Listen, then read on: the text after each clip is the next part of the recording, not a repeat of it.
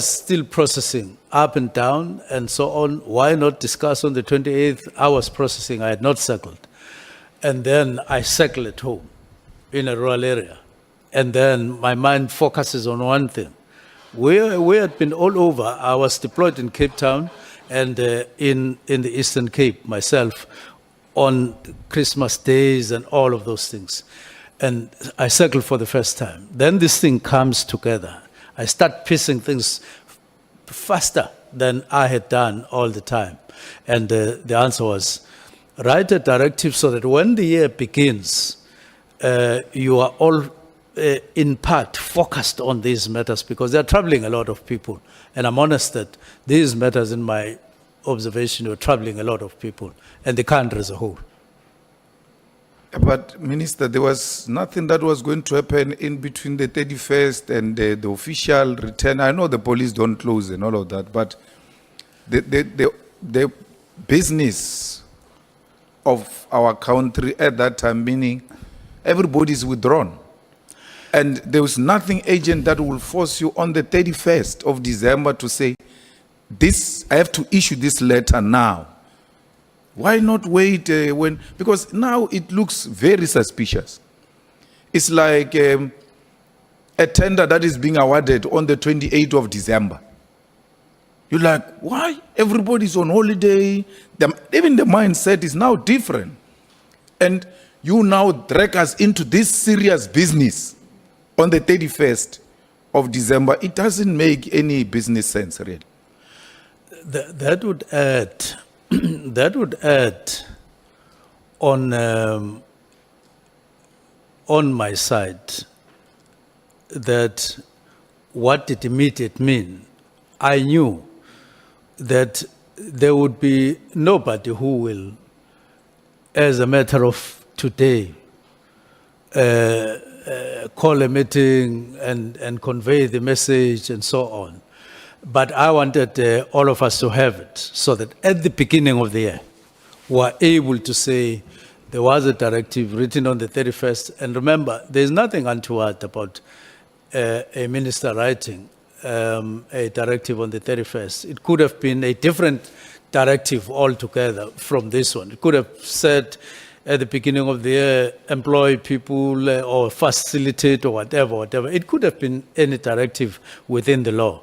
Now, it was this directive, and all I wanted was, let's focus early in the year on these matters, and I was quite troubled by them, as I am right now.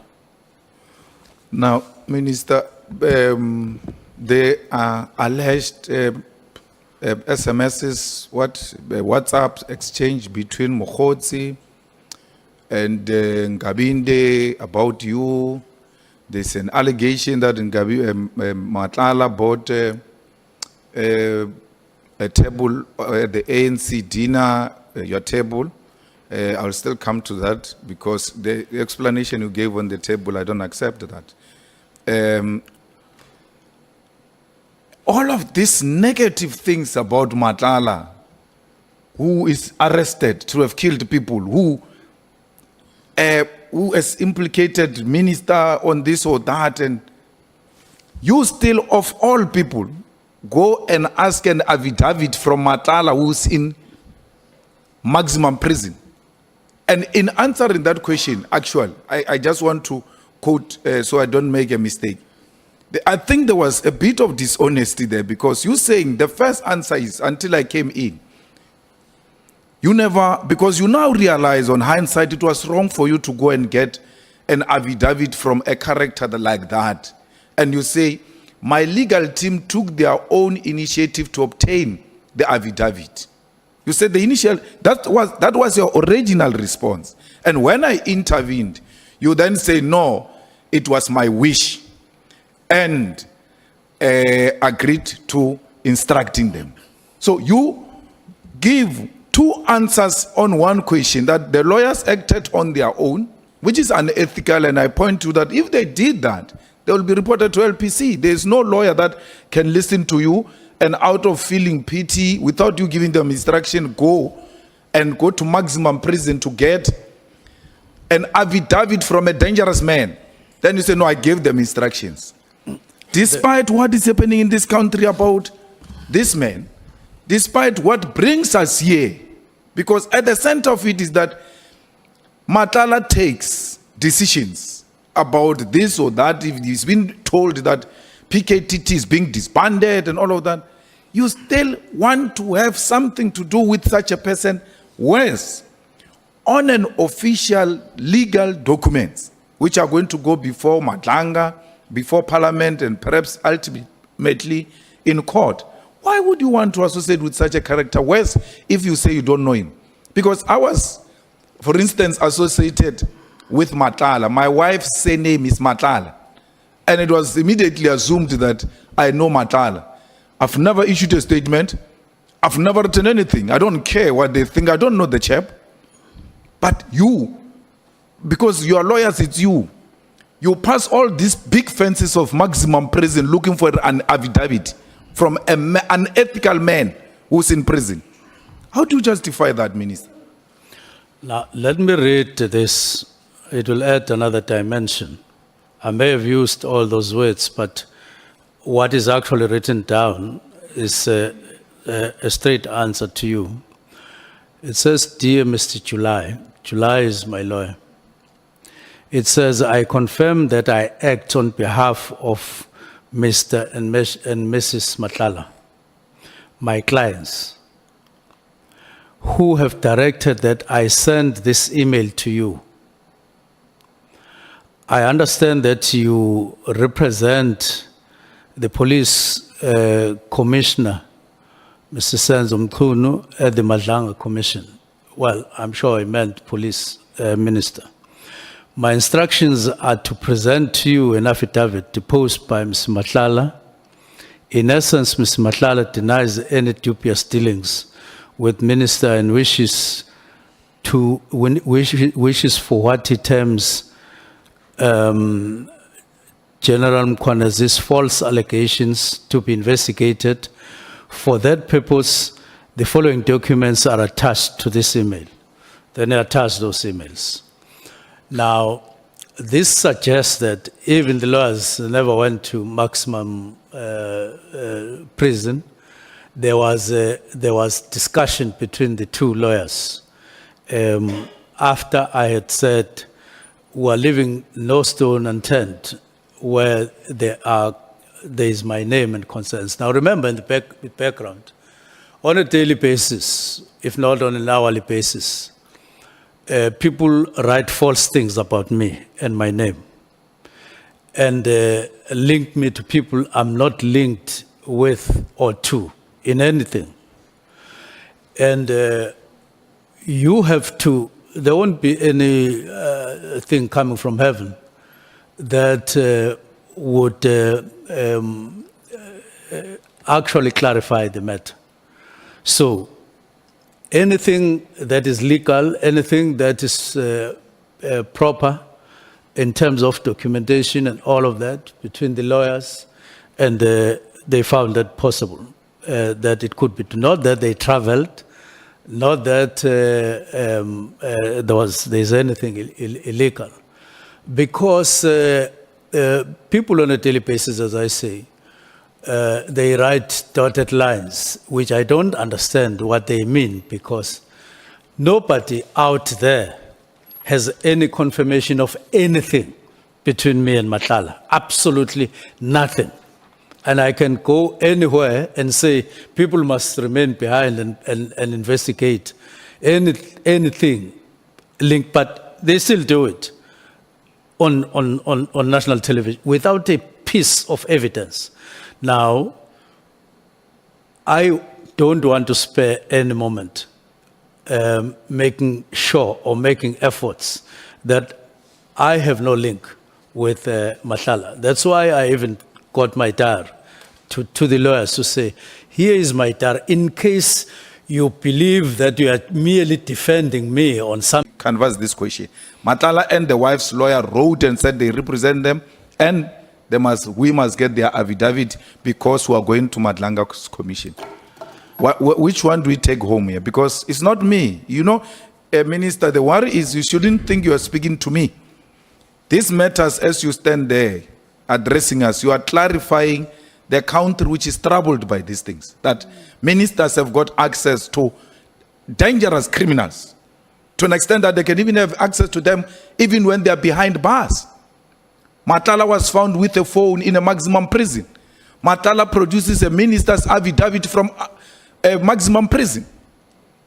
According to minister's evidence that it's not me, he wrote to me because of that. Then we used the affidavit. What is the answer, Chair? The answer is, I did say in the discussion, in the course of discussion over time with lawyers, I did express a need or a wish that I distance myself or be away from Matlala. Remember, I had issued a statement on the 9th of July saying I've never spoken to Matlala, I've never received or asked for anything from him. So I made this statement. Now we discuss with the lawyers. You are open. You are relating your wishes that relate to the case. Now, once I expressed that, now that wish, you call it an instruction. I don't want to disagree with you that it was an instruction as received. Next thing, lawyers then, pursuing my wish, they call Matlala's lawyers. And then this is the result. Now, I don't think you should stress this thing any far or any further other than what it is. That is an expression of what I had said. Because I said, I don't know. If this affidavit was saying anything different, then I would be concerned. But this says what I said I never, and so on, and I expressed a wish. And I don't think there's any other better authority than a person himself, that there's no line whatsoever between him and myself. Minister, where do I get that letter you were reading? Because I want to read it again. It doesn't say. If your lawyers approached those guys, they would have said, dear so-and-so, in line with the letter you wrote to us requesting affidavit from our client, please find attached affidavit. It says, dear so-and-so, we represent so-and-so, and therefore we represent Matlala and the wife, and our client wishes to state it clear that he doesn't know the minister and this is the affidavit. So it's not what you are saying. Your wishes were never delivered to Matlala by your lawyers. Never. According to that letter. Never. So how does Matlala now know minister has got wishes to have a... My lawyers spoke to his lawyers. That's what I'm saying. Check, where do you find this letter the minister is referring to? You'll find the copy. Here it is. No, I'm saying in our attachments. Oh, okay. Do we have? No.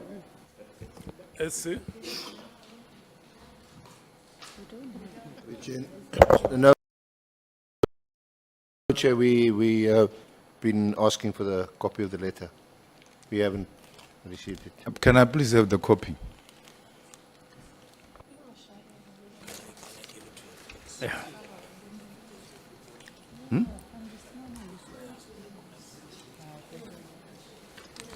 Thanks.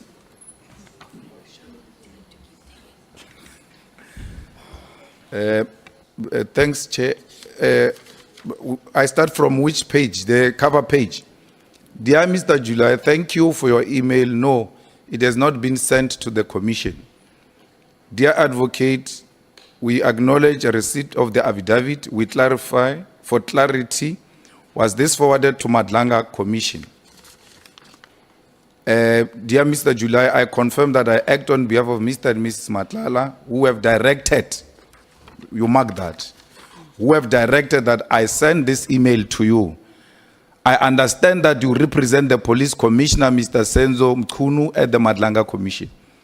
They don't say, we acknowledge your request, and following that request, please find attached affidavit of Mr. Matlala. So this letter is the first initiative in relation to the affidavit.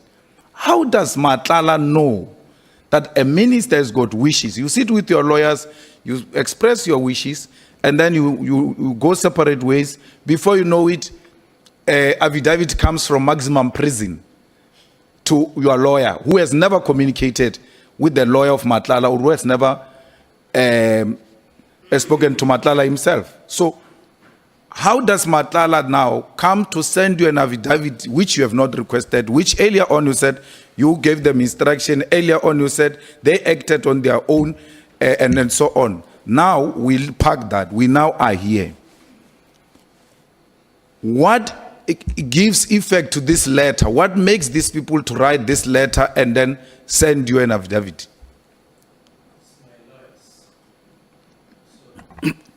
It's my lawyers talking to Matlala's lawyers. Okay. Let me leave it, Chair.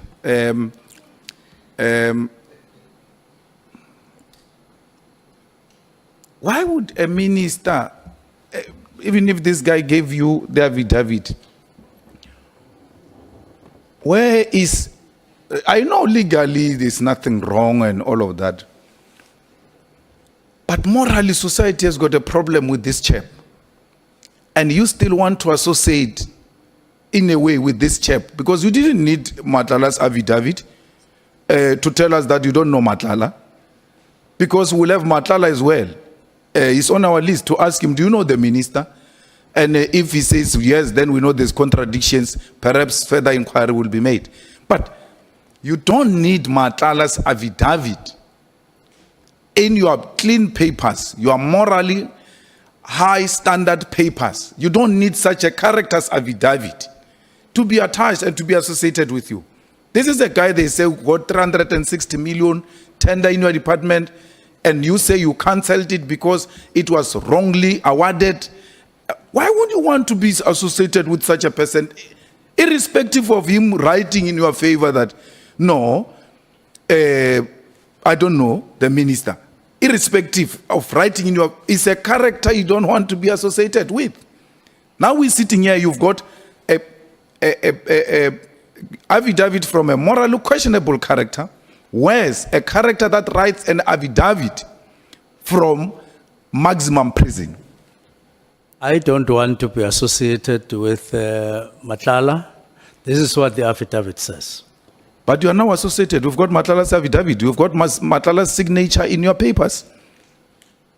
I don't want to be associated. So why put his affidavit in your papers? The affidavit doesn't say so. Don't want now- to be, I don't want to be associated with him in any way, And this is what the affidavit says.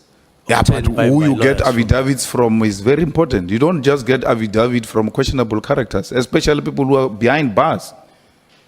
That as a minister of police, even if there's nothing legally wrong, you should just know it might raise certain questions, which gave, this situation we find ourselves in.